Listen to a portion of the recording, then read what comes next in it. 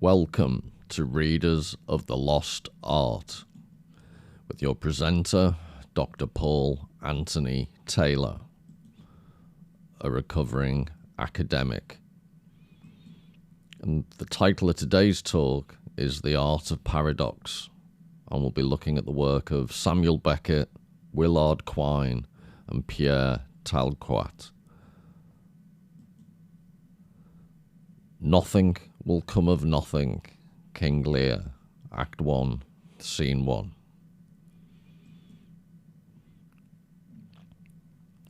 This is a painting, as you can see, that's untitled, from 1965 by Pierre Tal-Coat, and I'll explain why I'm looking at his paintings, because they relate specifically to a work by Samuel Beckett.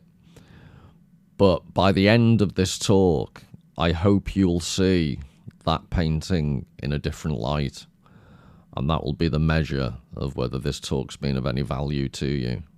So that's me holding myself hostage to fortune. But as you can see, a minimalist doesn't even begin to describe it. So perhaps Untitled is the best title Pierre could have chosen.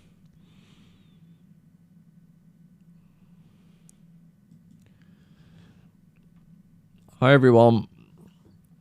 So this quote from King Lear, "Nothing comes from nothing." It's the king talking to Cordelia, his daughter. And a key theme of this talk is that nothing comes of nothing, the exception being perhaps art. And it's ironic that, well, it's not ironic, but it's Shakespeare knew what he was doing. But King Lear makes this statement within a play as a character. So obviously it's art reflecting upon the notion of nothing, and it's a recurrent theme throughout King Lear, so perhaps at some point in the future I could do an extended examination of how King Lear hits these themes. But for the time being, I just wanted that concept in people's minds, nothing comes from nothing, because I'll be arguing what art does is with very fine distinctions. So almost nothing, from almost nothing, it makes things, and it also uses the nothingness of darkness and space. So at this point, I'm going to be, just to highlight or foreshadow, I'll be talking about briefly The Girl with the Pearl Earring again. And that was partly because I got engaged with a brief conversation with Richard Evans, one of the subscribers, in the comment section. And he asked a very insightful question about The Girl with the Pearl Earring painting and what the darkness on the left-hand side of the painting, why does it make such a difference? And that partly was one of the reasons I'm doing this talk, because I was already thinking in this area, but that helped clarify which is my ideas around this topic. So it's a massive reason. Big shout out to Richard Evans, but also please do make comments, because it helps guide my thoughts in how to approach some of these issues. So paradox is a major theme today, and Beckett, Samuel Beckett, I understand he's not everybody's cup of tea, and I do wonder about myself, because I find Samuel Beckett funny, which isn't often something he gets accused of, but maybe it's gallows humour. His writing is largely about the pointlessness of human existence. And if you took him at his word, and if you took him seriously, we'd all be heading off to Zurich, to Dignitas. Or buying one of those pods if you live in North America, the suicide pods. There is an underlying humour, and I know he became basically a naturalised Frenchman, but Samuel Beckett was Irish, and I just refuse to believe that under every single Irish person there isn't this sense of humour. But anyway, I'll be using examples specifically from Worstward Ho, which in itself, this idea of humour, is making fun of a couple of works called Worstward Ho. And you'll see as we go along, but I just think there are certain sections of Worstward Ho that map onto artwork. And remember, it's a constant theme of this channel is the relationship between literature and visual art. And Worstward Ho has some sections in it that if you don't link it with visual art, it makes it quite a difficult read. But I think, as ever, the visual art and the words in the literary work of Beckett mutually reinforce each other in a brilliant way. And this is perhaps one definition of what I'm calling Beckett's paradox. So it says here, form is to be integral with content, then the modern writer, convinced as Beckett is of the total absence of any form of order in life, is obliged to cultivate the apparently impossible, a formless form, one in which no trace of order can be found, as meaningless as life itself. So what this is an article, this quotation's taken from, that I'll be referring to by a guy called Brewer, an academic article, and in this particular quote, he's citing a guy called Brian Finney. And what Finney's doing, he's identifying the paradox that Beckett wants to, or is convinced that life is formless and meaningless. Now, if you really believe that, why try and present your thoughts? Because even though Beckett tries to replicate what he believes to be the formlessness and meaninglessness of life, he's doing that in an artistic way, which inevitably involves some type of form or some type of expression. You can't, the image I always think of is you can't jump over your own shadow. So if you're trying to express something about, if you're claiming something is not liable to be expressed, why are you expressing yourself? And he's caught in this, Beckett is caught in this paradox, which doesn't mean you can't have fun doing it. And especially there's a few quotes from Worstward Ho that really encapsulate Beckett's mentality that life is pointless, but that doesn't mean you don't keep getting up and trying. It's Sisyphean. You're pushing that rock up the hill and it's always going to come back down, but it doesn't mean you shouldn't keep going. And I don't mean that in some terrible self-help book type of way, push the rock and be all that you can be. It's not like that. Beckett is the last person to be incorporated into the self-help manuals. But I find he's all the more powerful for that because he can't be reduced to cliche. He's not obvious. He's battling. You can tell he's battling with an essential paradox of human existence, and more power to his elbow, as we'll see. And then I've mentioned visual art and literature, which I often play off against each other, and I often also try and introduce some philosophical thinking. But this is the first time I'm alluding to, not because I won't give it the status of hardcore philosophy, but Willard Quine was a fascinating philosopher who came from a tradition that's loosely termed logical positivism. And because he's on the cusp, he actually helped to undermine logical positivism whilst never fully rejecting it. And logical positivism is just this idea, when I say just, it's an approach to philosophy that basically tries to be, as the name implies, as logical and evidence-based as possible. So it's not speculative. Everything has to try and be evidence-based and fulfill a coherent logic. And I'm going to look at his work. In future, I may actually he did this, you can find this essay online, The Way of Paradox. And if you're prepared to put a wet towel around your head and maybe a stiff drink, it's really worth having a look at. I love his work, and maybe we'll do a whole video which will scare everyone off, but just on this essay, The Way of Paradox.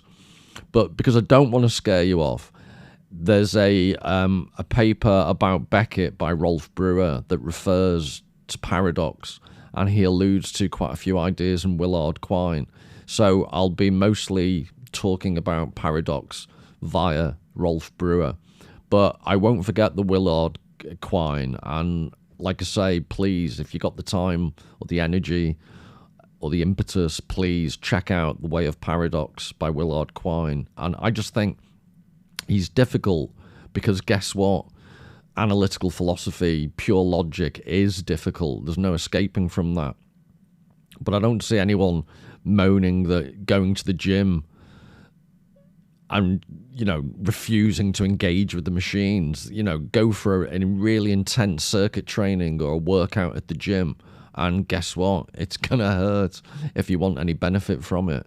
And Quine's work is incredibly difficult, but given the difficulty of what he's trying to do, I would argue it's beautifully written. And that's one of the aspects I'd like to emphasize, is that I don't think beautiful writing is the sole preserve of literature or speculative philosophy. There are certain philosophers in analytical philosophy who write with such concision. It's beautiful in a certain way. So I'm extending the notion of art even. I would suggest that some of Willard Quine's essays are just beautifully written and almost an art form in and of themselves. And while I'm just rambling on this subject, Freud, if you ever want to read some Freud essays, irrespective of whether you think psychoanalysis is a load of bunkum, I encourage you just to check out a couple of Freud essays. And I just think his essays are so beautifully written.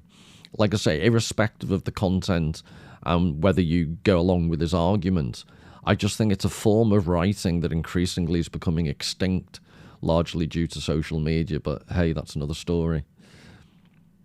So I'm going to give you a quote, and I'm going to link this. I don't want to keep talking, but context is important. So I'm going to read you a section from Worstward Ho, and then link that to some visual art to try and get this interplay between the two formats going. So here we go. Hand in hand with equal plod they go. In the free hands, no, free empty hands. Back turned both, bowed with equal plod they go. The child hand raised to reach the holding hand. Hold the old holding hand. Hold and be held. Plod on and never recede. Slowly with never a pause, plod on and never recede. Backs turned, both bowed, joined by held holding hands. Plod on as one shade, another shade.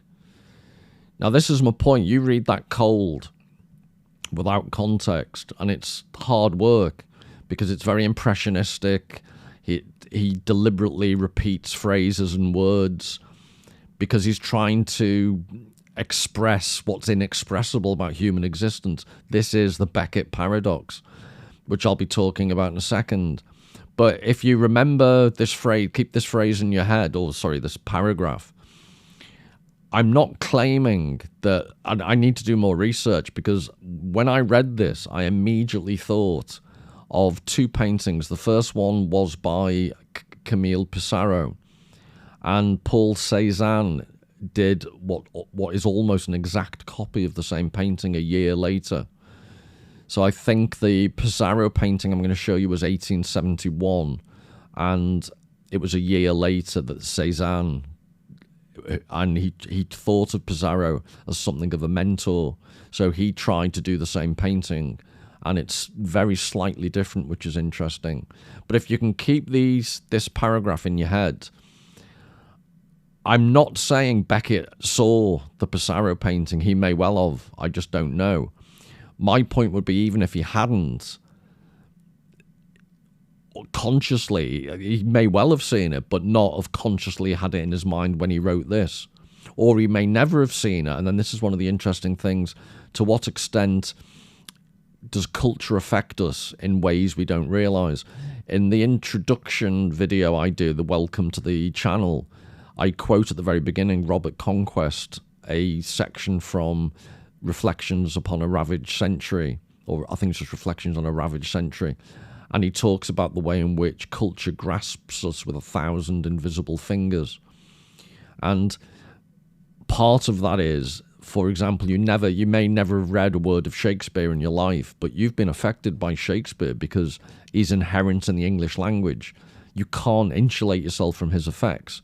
Likewise, Beckett may well not have seen the paintings I'm going to show you, but it doesn't mean in some weird shape or form they haven't managed to affect him. But that is probably a story for another day. So without more ado, This is the original Pissarro. Oh, sorry, I always do this. Lufcia has an E before the C, so that's an early typo. Sorry about that. But if you have a good look, and then if I can just please just enjoy that and have a good look at it. I just want to show you a detail in a second.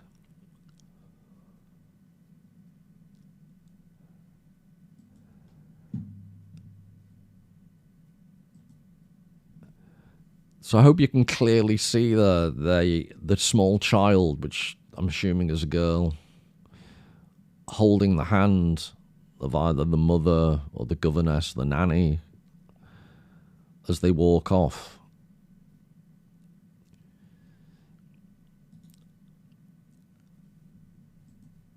And then this is almost an exact copy by Paul Cézanne.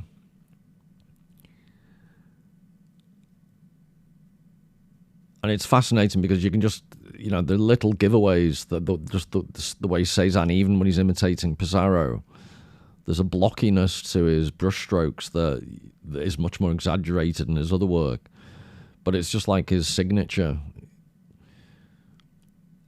But, it's irrefutable. He's basically done the same painting in his way. And then if I can show you the same detail.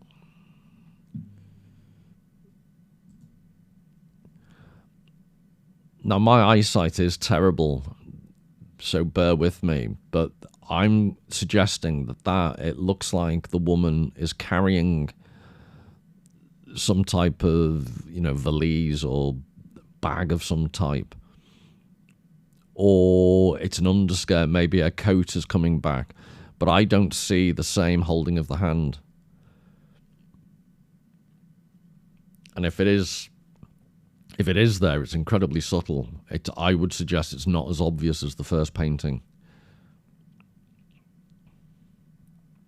And also, just out of interest, one of the other major differences in the previous painting, you could see a little bit of the gate on the left. Whereas in this painting, that's not visible. So in just two very small ways, I'd suggest Cézanne is not as open. These little giveaways, he's more closed off in a way than what Pissarro was. And you might be asking yourself at this point, well, what's he wittering on about? Well, why is this significant? Given the bit I read you from Worstward Ho about the holding of the hands, I am absolutely fascinated why Cézanne and Pissarro had this very, very subtle difference. So even when two artists of great technical ability effectively paint the same painting, there's that tiny little detail. And it's not nothing, but it's pretty close to nothing in the sense it's a tiny detail. But from that tiny detail, in artistic terms, I think it makes a huge difference.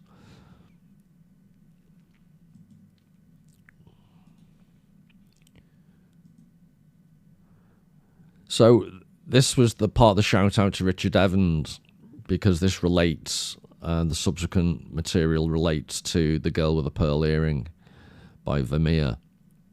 So in geometry, a golden spiral is a logarithmic spiral whose growth factor is phi, the golden ratio.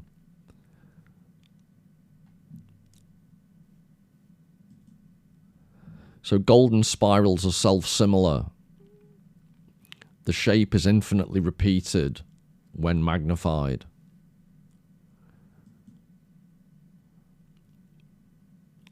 So you get this optical effect if you just go into the spiral. It's infinitely self-replicating in pattern.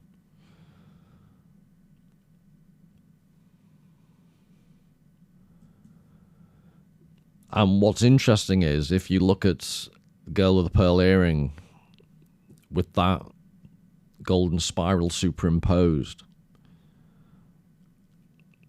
it's almost an exact match.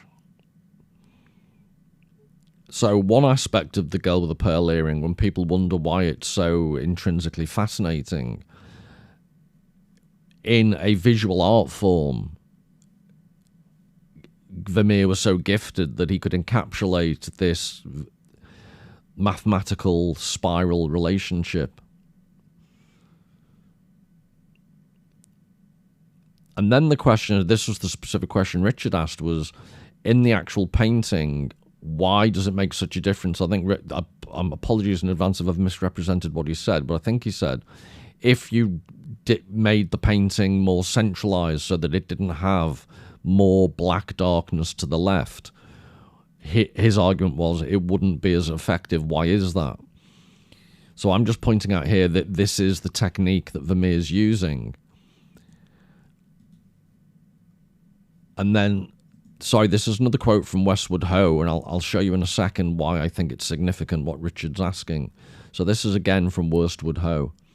Dim light, source unknown, no minimum, no nothing, no. Too much to hope, at most mere minimum, mere most minimum. No choice but stand, somehow up and stand, somehow stand, that all groan. The groan so long on its way, no groan. Simply pain, simply up, a time when try how, try see, try say, how first it lay, then someone knelt, bit by bit, then on from there, bit by bit, till up at last, not now, fail better, worse now. It stands, see in the dim void how at last it stands, in the dim light, source unknown, before the downcast eyes, clenched eyes, clenched staring eyes. Now, I'm making a parallel with the eyes. They're not perhaps as dramatic and as dark in tone as Beckett. But the eyes have it, as they say. The eyes in this painting are what fixate you. And then Richard's point was about, I've cropped the painting deliberately so that you're just getting without the added space. And what would be interesting is your response. To what extent do you think that added distance does? Because my response to Richard was along the lines of that space contextualizes the face much more. So it's almost as if the face is either going to turn into that space or has turned out of it because the head's slightly tilted. And that automatically creates a sense of ambiguity and enigma. And relating to the beginning of this whole talk, the notion nothing comes from nothing, this is how art completely overcomes that statement from King Lear. Because to the left as we're looking, there is nothing. There is an abyss. There's darkness. And yet, I would suggest, and I think Richard Evans would agree, that actually creates quite a profound effect as to how you then see the golden spiral of the woman's head, earring, the way the eyes, and in a previous video I've looked in relative detail at how Vermeer achieves his various effects. But an essential component, I would argue, of that painting is the blackness to the left, the nothingness. And that's why art, well, one of the many reasons art fascinates me is that it can actually make something of nothing, to contradict King Lear. Something does come of nothing. And another example, so again, this isn't nothing. What I'm now looking at is not nothing, but something very, very small. Again, how art can have a certain effect that's very, very subtle. So it's more than nothing, but not a lot more than nothing, and the actual effect is quite great. So this is from Ernst Bloch's Geist Utopia, Spirit of Utopia. And he's referring to Paul Cézanne's Still Life with Apples from 1894, which I'll show you in the next slide. So this is Bloch. The apples of Cézanne are not fruit any longer, nor fruit made over into paint. Instead, all imaginable life is in them, and if they should fall, a universal conflagration would ensue. So he's making, you know, a deliberately over-the-top dramatic statement, but this lovely phrase, "and if they should fall." And T.J. Clarke, I'm pretty positive the title of his book, it's about Cézanne, and it was, I think the title was "If the Apples Should Fall," which is all about, and he looks at this painting. And I think the point that Block's making is that there's a slight tilt, very, very subtle tilt. So the apples don't seem particularly stable. It's almost as if, but they're held in suspension. Just in a different but vaguely similar way. The girl with the pearl earring, the way in which the turban works and the tilt of her head, there's a tension that gives this enigmatic notion that she's turning away or back into the void. And this, arguably, there's a subtle, the apples look like they may fall, but they're suspended. And I'll talk in a second about the whole notion. If you think of the oxymoron, still life, which is common, you know, this is a still life. But I think what Block's pointing out is it's not still. And it doesn't make sense, does it? Why? And, you know, a naive question would be to say, why did so many artists spend so long painting bowls of bloody fruit? Because, and this notion of a still life, it seems just contradictory. Life isn't still. Life is constant flux. And this is what Cézanne has managed to portray. And this is why I'd argue artists do lots of still lives, because they've set themselves the limitation. And I'll be talking about artistic limits in a second. But there's something self-limiting about painting something that isn't moving. It's obviously easier. It's much more difficult to paint horses in motion, for example. So, you know, there's an obvious practical reason why you might want to paint a bowl of fruit. But then, how do you do it to maintain the viewer's interest? And I don't think there are many paintings that give this sense of suspended animation. No, if the apples should fall. And again, the different quote now from Worstward Ho, just to keep trying to link the literature with the visual art. On, say on, be said on, somehow on, till no how on, said no how on. Safer be said, missaid, from now safer be missaid. Say a body, were none, no mind, were none. That at least, a place, were none, for the body to be in, move in, out of, back into, no out, no back, only in, stay in, on in, still. All of old, nothing else ever tried, ever failed, no matter, try again, fail better. And that's quite a famous, it gets repeated a couple of times, that ever tried, ever failed, no matter, try again, fail better. And maybe I'm reading far too much into it, but that's what I find vaguely humorous in Beckett. He's saying, you're never going to succeed. Life is a paean to failure. But all we can try and do is try again, fail better. And again, I would suggest that's implicit in certain artistic endeavours. So in a future video, I'm going to look in detail at Beckett did in one of his later works, it was called 3 Dialogues. And he looks at 3 artists, and the next painting I'm going to show you is by one of the artists he covers in the first of the dialogues. And it's Pierre Tal-Coat,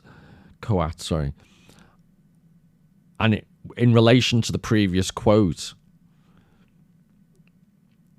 I would suggest in a certain sense that's a failed human head. So he's actually trying the impossible. I think he's drawing attention to the impossibility of actually drawing a human head. You can only fail at it.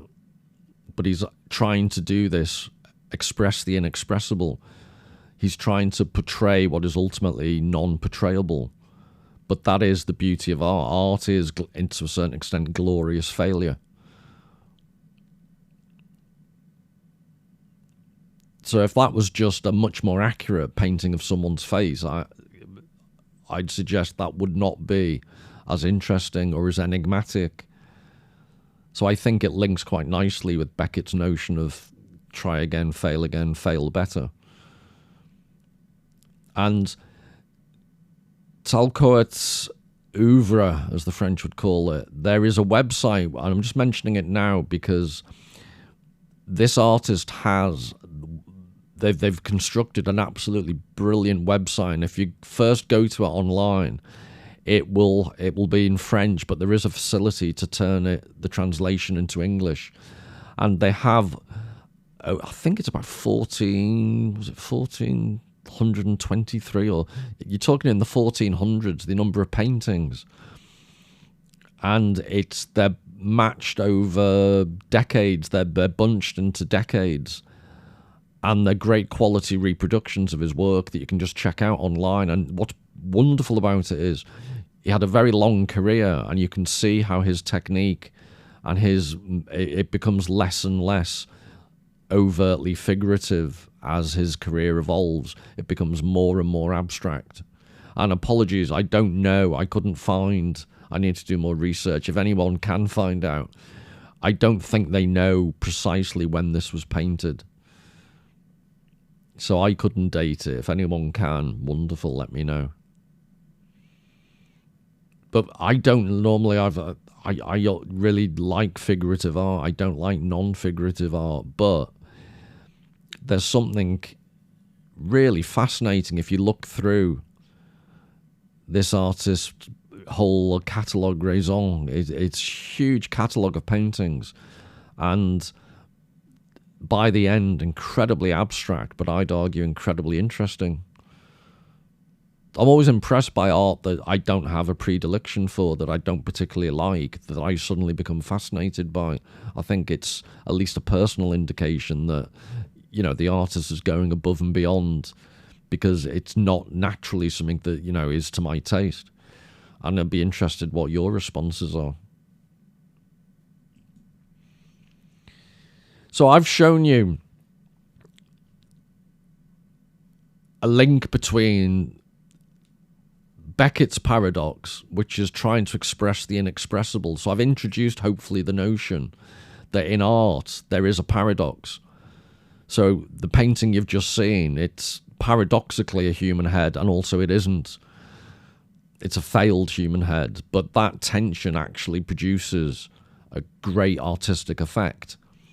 Now, in logic, paradoxes are pure in the sense that when they're encountered, the logician goes out of their way to actually get rid of the paradox because they interfere with pure logical thought. So it may seem completely irrelevant to you. Well, why does he want to talk about pure logic? You know, what I want to do is, by emphasizing pure logic, hopefully that will create a contrast with the paradoxes I'm going to talk about with relation to art. And by seeing the pure logical paradoxes, you can then appreciate better, hopefully, how art deals with paradox in a much more creative, less destructive way.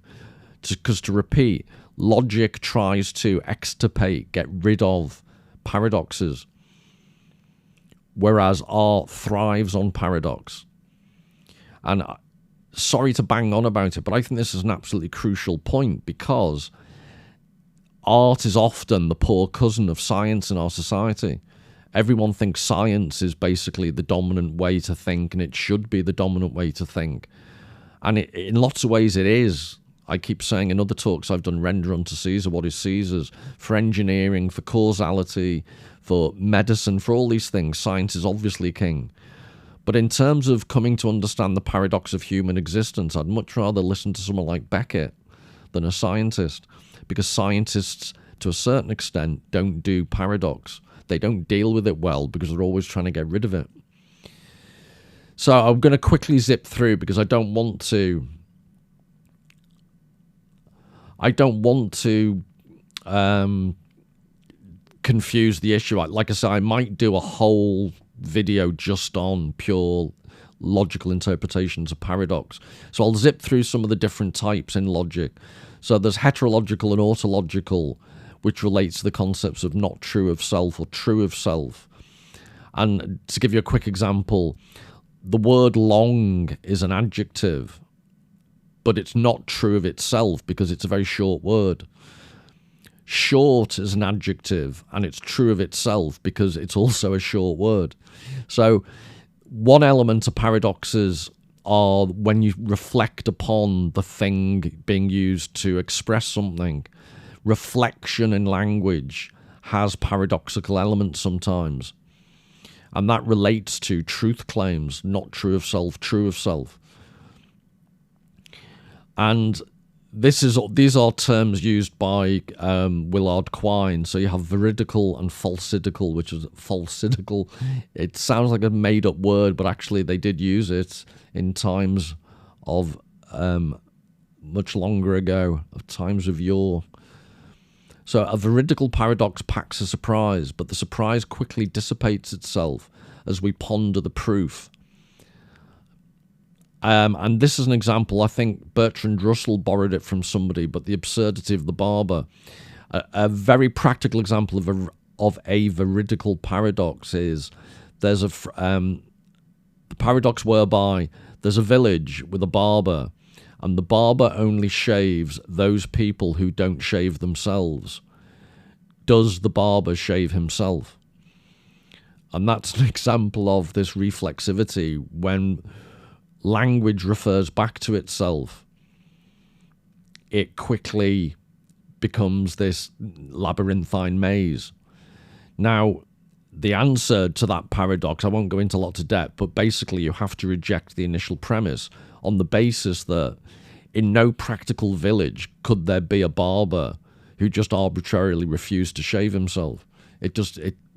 In actual reality, it doesn't make any sense. So that's the way you need to reject the initial premise. A falsidical paradox packs a surprise, but it is seen as a false alarm when we solve the underlying fallacy. So that's based. A falsidical paradox is based upon a syllogistic error, and that's just a syllogism is something like A equals B, B equals C, therefore A equals C. It's just a logical construct. And a falsidical paradox is something that can be readily proven to be false because you can point out the underlying error in the syllogism. So it isn't logical like A equals B, B equals C, A equals C. There'll be some error in that simple logic. So that's a falsidical paradox. An antinomy, however, packs a surprise that can be accommodated by nothing less than a repudiation of part of our conceptual heritage. So bear with me, I know this is all quite technical stuff, but an antinomy is one of the really interesting ones, because an antinomy doesn't lend itself to immediate solving like the veridical or the falsidical. And I'm going to argue art is a brilliant example of a form of human endeavour that, rather than getting stressed out by antinomies, actually turns them into a productive, creative thing. And this is just a quote from Quine. I just love the way he writes. One man's antinomy is another man's falsidical paradox, give or take a couple of thousands of years. So what Quine's suggesting is, what did seem a completely unresolvable paradox, thousands of years later, so in the history of science, for example, when you talk about thousands of years, profound, seemingly unsolvable paradoxes are solved. So I know very little about physics, but I believe, advanced quantum mechanics on string theory, for example. String theory is an attempt to explain anomalies that things like relativity and quantum mechanics can't fully explain. But string theory is incredibly speculative, and there's lots of disagreements whether it works or not. But for argument's sake, in another 2,000 years' time, it's highly likely certain paradoxical elements or elements of modern physics that they can't wrap their heads around will be solved. So I think that's Quine's point. And apologies, like I say, I'm not a physics expert. So if I've got that wrong, I apologize. So these are the types of logical paradoxes. There's paradoxes in the broader sense of everyday usage. There's antinomies that I've just referred to. And then we'll talk about in a second about these paradoxes of action and reality, because I think they're the most interesting ones and they have most relevance to art. But before we do that, I thought it would be interesting just to emphasize this concept of the paradox of art. Why I've stated I think art is uniquely qualified to productively deal with paradox. And these are just off the top of my, not the top of my head because I wrote them down, but these are, I didn't have to put a lot of thought into these in the sense that they're so obviously an aspect of what art does. So one paradox of art is relating to experience. So think about it. Often with art, paradoxically, especially with tragic art, tragic plays, we seem to voluntarily either watch plays that are tragic and painful to watch. People watch horror films. What else? There's various art forms. People will watch melancholic things, melancholic paintings, melancholic books. And you might ask yourself, well, there's a certain paradox. Why would you actively seek something that causes? And there's been whole papers written on this, but one conclusion I read recently was it's not, well, Aristotle, for example, right back in the day said that there's a cathartic element. We enjoy getting this stuff out of our system, and it's contained within art rather than having to experience it directly. Another more modern argument would be even though it might be painful, and it may not even be fully possible to have it as catharsis, it may actually be painful, but there's a certain sense in which art produces a complexity of experience that we crave. And I would suggest in times of modern social media, that's never been more important, because so much of our experience of media is numbing. It's painless, but it's also largely pointless, and it breeds mental anxiety, it breeds other problems. Whereas, I don't mean to make a facetious example, but I'm guessing that's why certain young people cut themselves, because I've read quite often they need to feel something. So I would suggest art is in why we deliberately pursue painful art could be a much milder form of this felt need to cut yourself. So that's just one. The next one would be form and language. So the power of limitation. Another aspect of the Girl with a Pearl Earring painting is the way in which the darkness on the left-hand side of the painting, Vermeer's limiting himself by creating out of nothing, out of darkness, he creates this wonderful painting. But that's not as paradoxical as you might think, given that there does seem to be an element of art. The more you limit yourself by not making all the techniques available to yourself, the more paradoxically creativity benefits. So a basic example would be, I always resort to this example. Hollywood has all the budget in the world, has huge amounts of money, and often produces predictable rubbish. Whereas there are various art house films or films made on an absolute shoestring that are brilliant because all the people contributing to that film have to use their ingenuity and creativity. Likewise in art, if you limit yourself, that brings out artistic ability in a way. Having access to many more facilities and resources counterintuitively doesn't create that creativity. And then you can extend that. So that's in the form in which the art comes. But language itself I'll talk about this more in a few slides' time. But language itself works through its gaps. It's an incredibly counterintuitive idea. But think of it this way. If there was a word for absolutely every sense impression you had, language would not be possible. Language works in the way human beings communicate with each other because it lacks something. So if I was talking to you about a tree, the minute I use the word tree, I'm reducing all the specificity of a particular tree into a concept that, because it is a reduction, is incredibly efficient. You then know I'm talking about a tree. You don't know precisely the tree. And then I could expound and describe it in nauseating detail. Which reminds me of in a previous video, I've talked about Roquetin in La Nausée. He looks at the roots of a chestnut tree, and in such detail, it begins to feel nauseous. And there's a whole section I read and linked it to Van Gogh's tree roots, one of his last painting, and the last painting he ever did, I think. Or one of, the penultimate, I think. So this idea that words, by not describing everything, enable communication. There is this paradox in language. Its limits are also its creativity. And then you have the question of degree. So the Sorites paradox is Soros in ancient Greek is heap.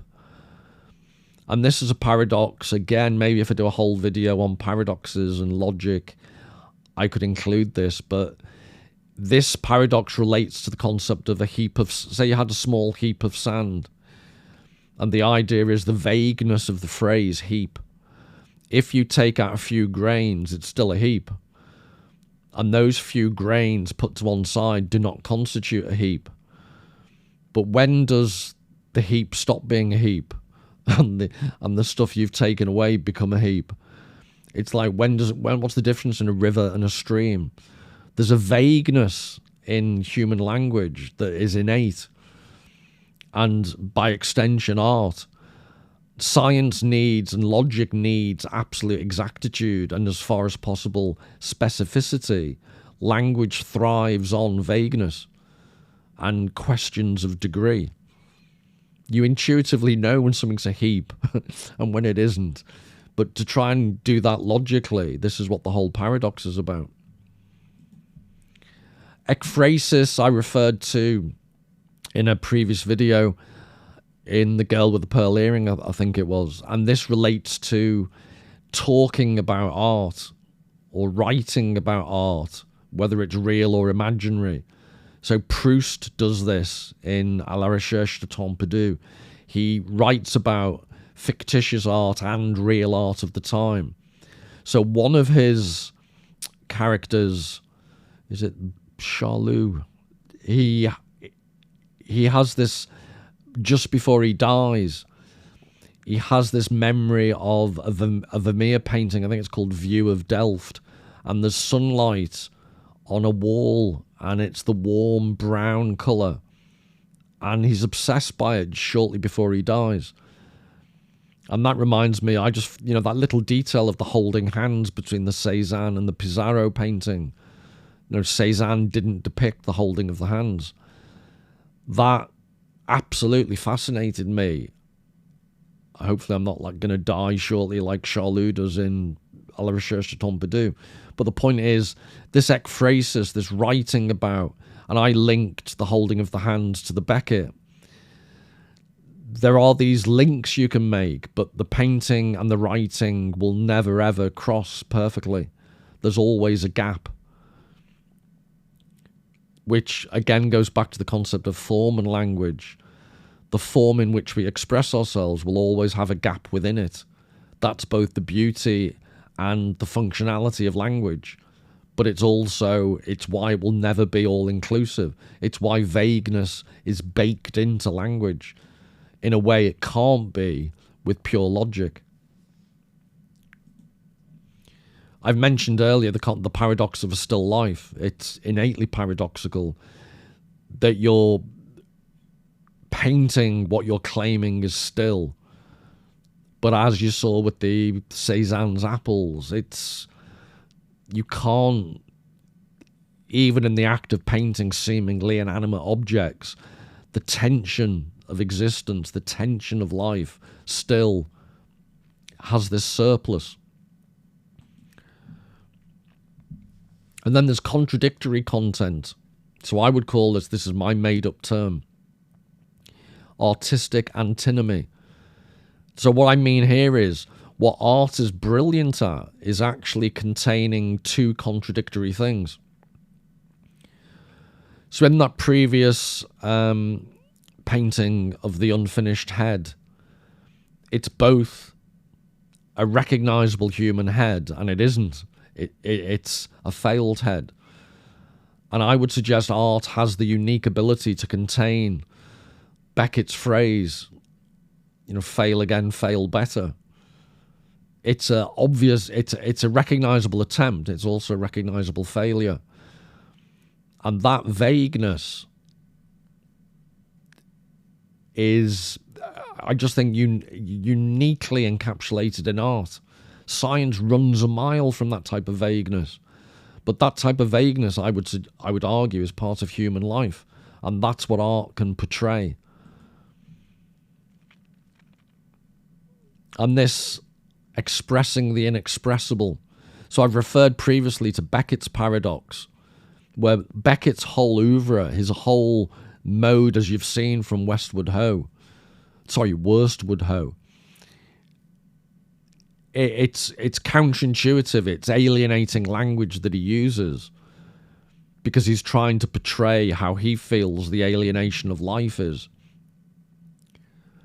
But that is, that is paradoxical, because in the mode of presenting a formlessness to life, he's actually presenting some type of recognizable form. Otherwise it would be, I know it's approaching sheer gibberish, but as you've seen, I can make links with visual art. There is a way of making sense of the seemingly senseless, because there is some type of, there's some type of similarity with life, even in the seemingly meaningless.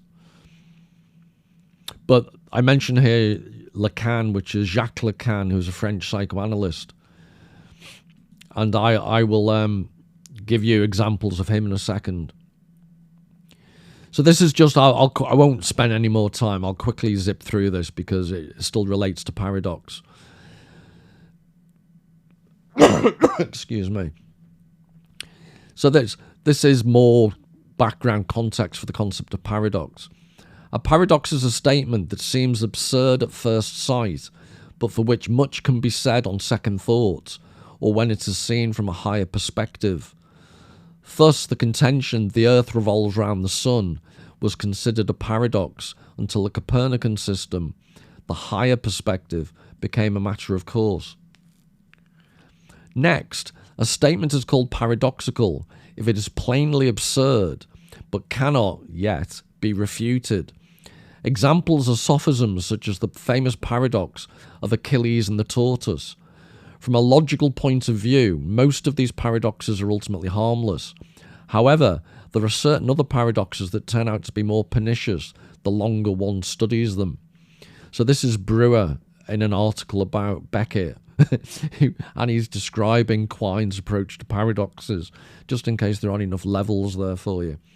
But this reference to the famous paradox of Achilles and the tortoise, if you're not familiar with it, it's the idea that there's a tortoise munching away, moving very slowly as they tend to do, and Achilles, was famous for his speed, is racing towards it. Now, from early ancient maths, the paradox was caused by the idea that if Achilles gets half as close as he was previously, then he's halved the distance. And then he'll halve the distance of that distance. And if he'll keep halving the distance towards the tortoise. But if you think of it in a certain sense, how will he ever get past the tortoise? Because you can always halve the distance. Now, the answer to that with modern mathematics was, I think it was congruent set theory or something, but it's basically the distance isn't infinite, so there is no need to keep infinitely dividing. It sounds such an obvious answer, but without a certain mathematical outlook, that seems to be a paradox. But with modern maths, that's no longer a paradox. That's an example of Quine's earlier point. With a few thousand years, some paradoxes disappear. But anyway, this idea that there are certain other paradoxes that turn out to be more pernicious the longer one studies them. These so-called antinomies are contradictory statements which can be deduced according to generally accepted syllogisms from apparently true premises. If they are not resolved or at least avoided, all would be permissible in reasoning, with the result that reasoning would lose its differentiating function and thus its raison d'etre. The most famous example of an antinomy is the liar paradox made up by Eubulides from Miletus. Oh God, I messed that up, didn't I? Eubulides. I should find out how to pronounce this before I do the video. Eubulides from Miletus or Miletus. Now, I just need to explain, where are we?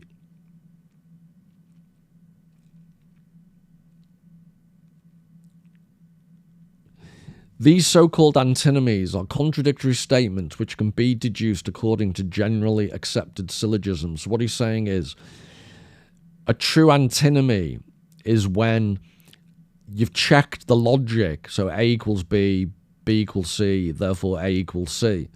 The syllogism, that type of logical construct, is valid. And they seem to be true premises that you're basing the argument on. So this is why you can't resolve them.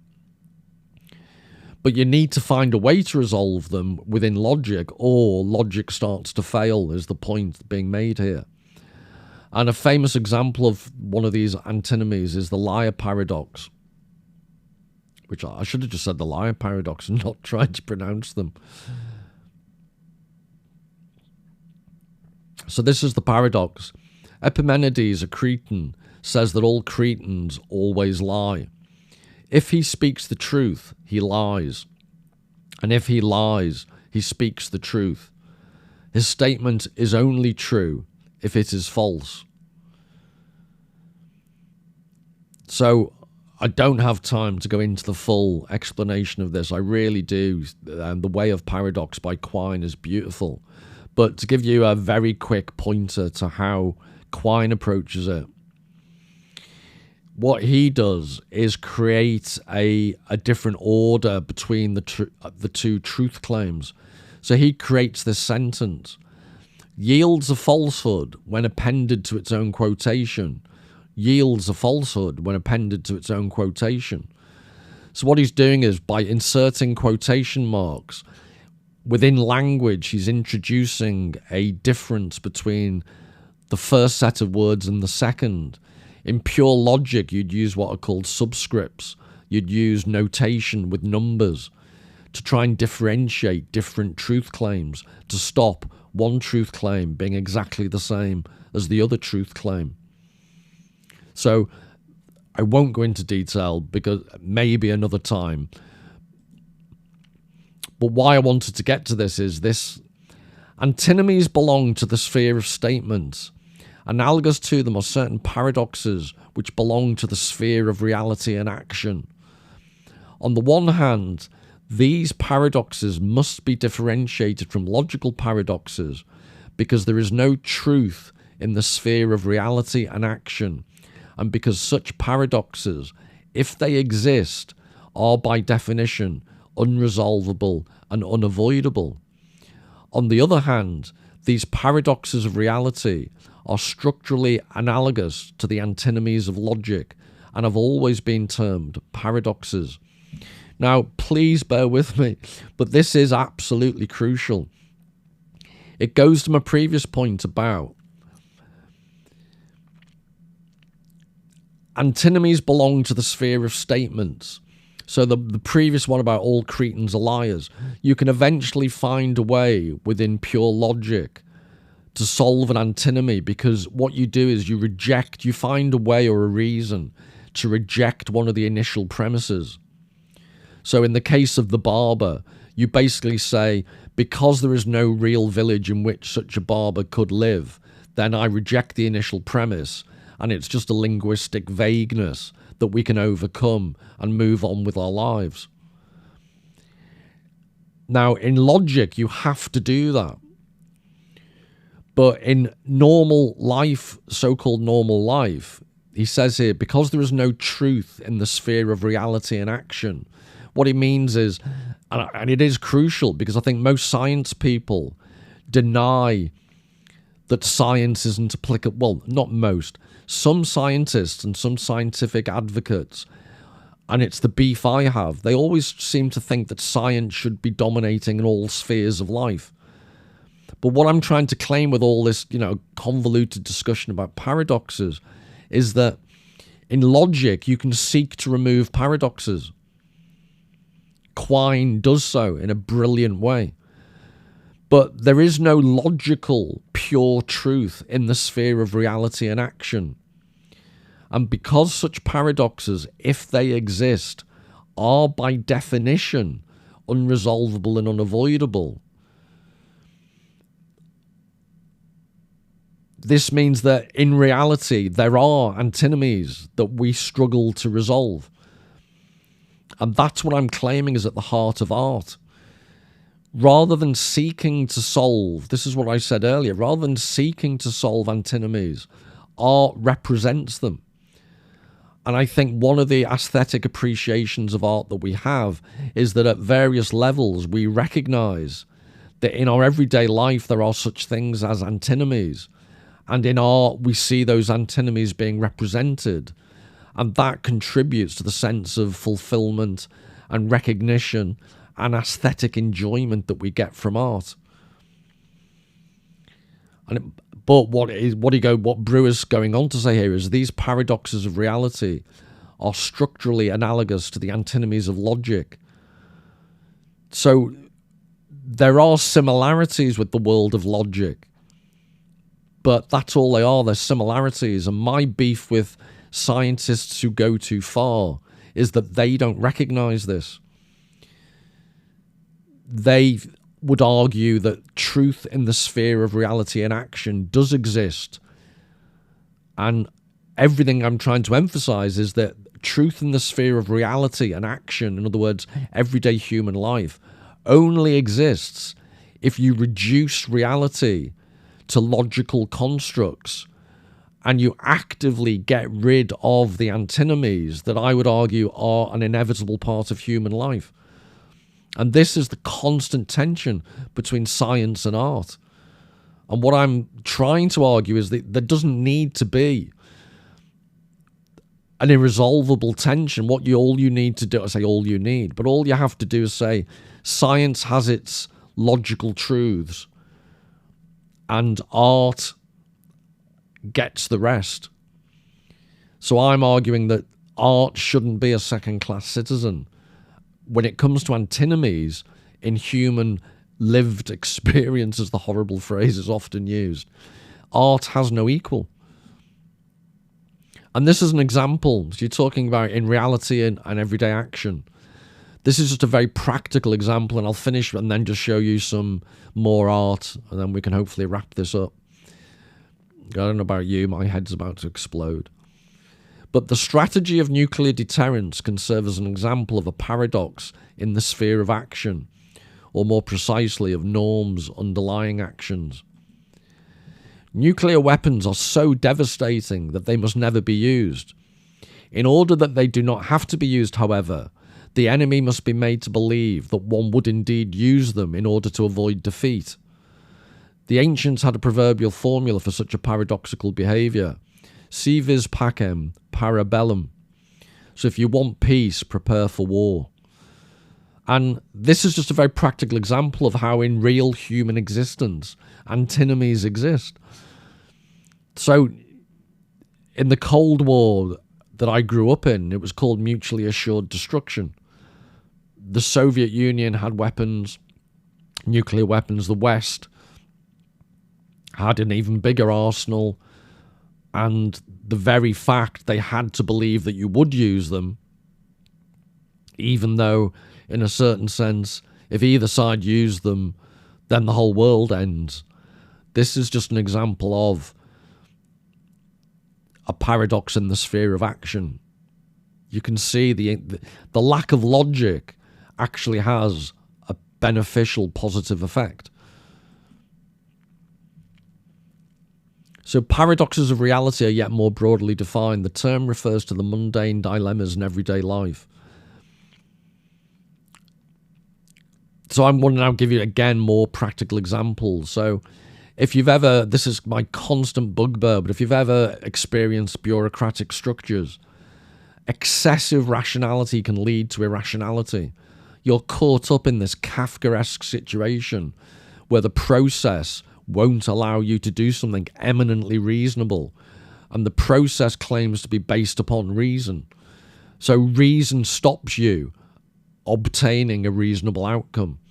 And there's a brilliant book called Voltaire's Bastards, which traces historically, I think is it John Ralston Saul? Forgive me if I got the name wrong, but the book's definitely called Voltaire's Bastards. I think he's a Canadian writer, cultural commentator, philosopher, and he talks about, another example of this would be one of my favourite novels, Joseph Heller's Catch-22. The beautiful Catch-22 is that he was a pilot in the Second World War, the Yossarian, the main protagonist, and if he wants to be relieved from bombing duties, he has to prove he's mentally incapable. But in order to be aware that he doesn't want to fly all these sorties, bombing raids, that's proof that he's rational. So therefore he can't be irrational and he can't be excused duty. So it's an eternal loop, and it's just an incredibly funny novel about the insane levels of irrationality in this case, the huge organization of the US Army in the Second World War. But it extends to any large bureaucracy. Another example of one of these paradoxes of reality is that freedom requires limits. So I've put there laws to enable negative liberty. So the idea is that in order to be free to do certain things you want to be free to do, there have to be some laws to stop other people interfering with your freedom. So freedom, there needs to be boundaries. There needs to be, unless you're a raging anarchist libertarian who just refuses to accept any laws. But even then, you would need to carve out your freedom by limiting other people's ability to limit your freedom by ultimately resorting to a gun or whatever. But freedom does require limits. There's no way around it. And then, theologically, powerlessness can be more powerful than power. So in Christianity, in these instances, opposites define each other, in fact, generate each other, and are therefore both true. I think this is Brewer again. Another example, so in politics, Gandhi, peaceful protest, Martin Luther King Jr., the idea that actually protest groups became more powerful by peaceful civil protest that put their opponents in a very bad light, and their apparent powerlessness became a form of power. So that would be one of these ideas of paradoxes. Now, to relate all this, to bring all this to a conclusion,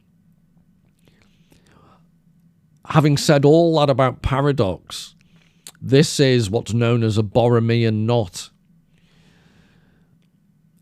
And one way to understand the paradox of lived reality that I'm arguing art manages to engage with, and again, sorry to repeat it, but just to make it crystal clear, as I showed you in those previous logical examples, science and logic tries to get rid of antinomies and logical inconsistencies.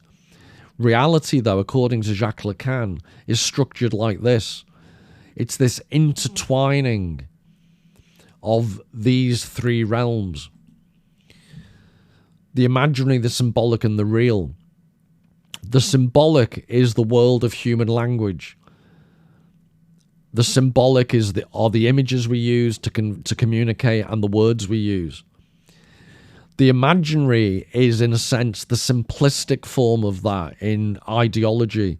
So, for example, we all communicate with each other. Politics can be incredibly contentious and complicated, but in the imaginary realm, there's falsely simple solutions. So if you said, for example, define America, and I just said stars and stripes, apple pie, baseball, that's slightly true, but obviously America is much more complicated. But in terms of an imaginary, simple way of describing America, that would be the imaginary. So the symbolic and the imaginary are complex and simple ways of engaging with reality. So reality with a small r is pretty much covered by the symbolic and the imaginary. The definition of the real with a capital R in Lacanian analysis is that the real is everything that's left over that isn't covered by the imaginary and the symbolic. And if that doesn't make sense, I'm sorry it's a dated example, but in cinema, if you've ever seen, and plot spoiler, but the Blair Witch Project, at the end of that film, the tension builds throughout the whole film, and at the very end, you're not fully aware of what the horror was. It's just alluded to. Another example would be the Alien franchise. In the very early Alien films, I actually thought they were most effective, and most horror films, I'd argue, are most effective when you don't actually see the thing that you're being scared by. It's the threat, it's the absence, it's the not knowing what it is. And they are, in a way, the real is that aspect of life that we know is there, but actually you can never fully express it. It's what Beckett's trying to do. He's trying to express the ultimate inexpressibility of life in an art form of literature, and you can't do it. It's like the face at the beginning, the red face that isn't a full face. The Tal-Coat, it's a failure, but you see what he's trying to do. Well, that is the real. It relates to something that exists in life. It's what I referred to before with language. The way it works is the fact it fails, that it isn't able to describe absolutely everything. So the notion of the real with a capital R is this absence at the heart of all human life that actually is part of what makes life work, but it's what we can never fully describe. So it sounds very, very, what could be less real than the thing that you can't describe? But I think if you asked yourself how many aspects of your life you couldn't put into words, but you know are there, it's a clumsy way of me trying to explain what the real is, but it's what lurks beyond. And it's the subject of so many horror films, so much art. It's the thing alluded to that can never be fully described. And it's an inescapable part of human life.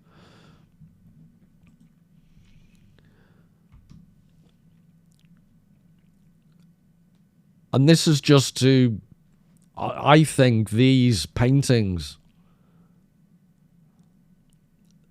illustrate the notion of the real, what's lurking beyond.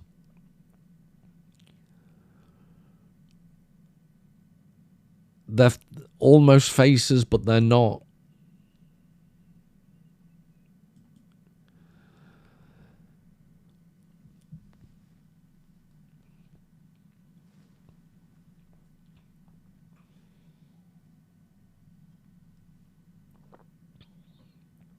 This, I never ever thought in a million years I would find this fascinating.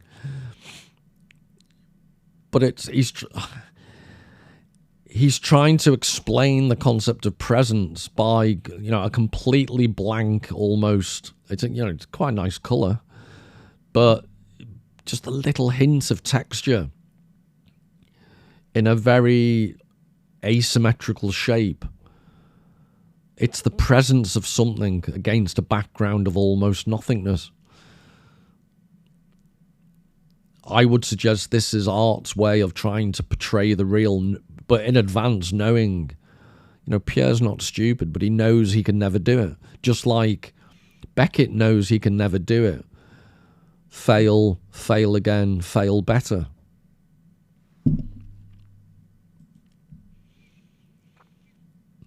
I think this is my favourite. It's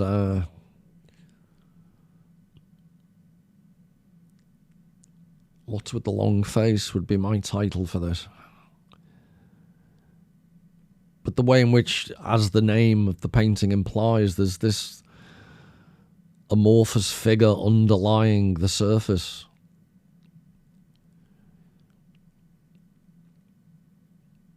And this is, again, it's what makes art so special.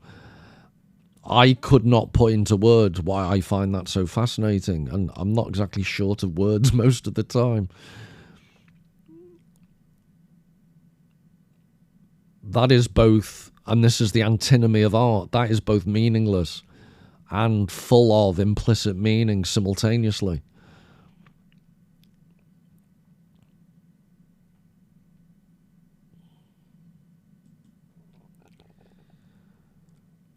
And this sums up, this is from Hegel. I think it sums up some of those paintings I've just shown you.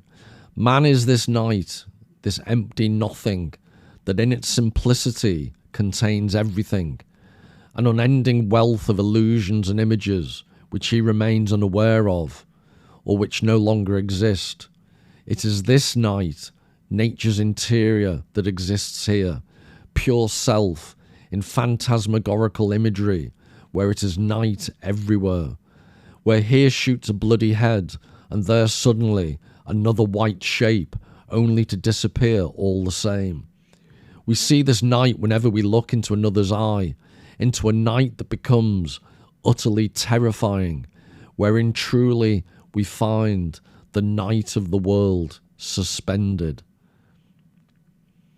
I just think that's a beautiful summary of all those paintings you've just seen.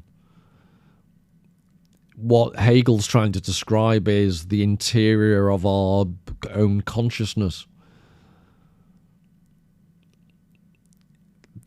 The idea that paradoxically, at the centre of ourselves, our own identity, is this abyss. The same abyss that gives the girl with the pearl earring so much power, the way Vermeer uses it. That is the abyss at the heart of each individual from which we generate meaning. You can't put it into, like Hegel's trying here, and I'm trying to paraphrase, but all he can do is allude. We see this night whenever we look into another's eye, into a night that becomes utterly terrifying, wherein truly we find the night of the world suspended. Stunning stuff. Well, I'll finish after this. I'll just show you one last image. So just to say, I hope you could make sense of that. I can always go back and explain more on paradox. I can hear you shouting, no, don't. But hopefully you got something from it. Hopefully you got the main point, which I was clumsily trying to express, is that art's failure to solve antinomy, art's failure to find solutions for logical paradoxes is not its weakness, it's its absolute strength. And I just love this final painting because I just think it is one of the best representations I've seen of this sentence. We see this night whenever we look into another's eye. So all the very best. Till the next time. Take care.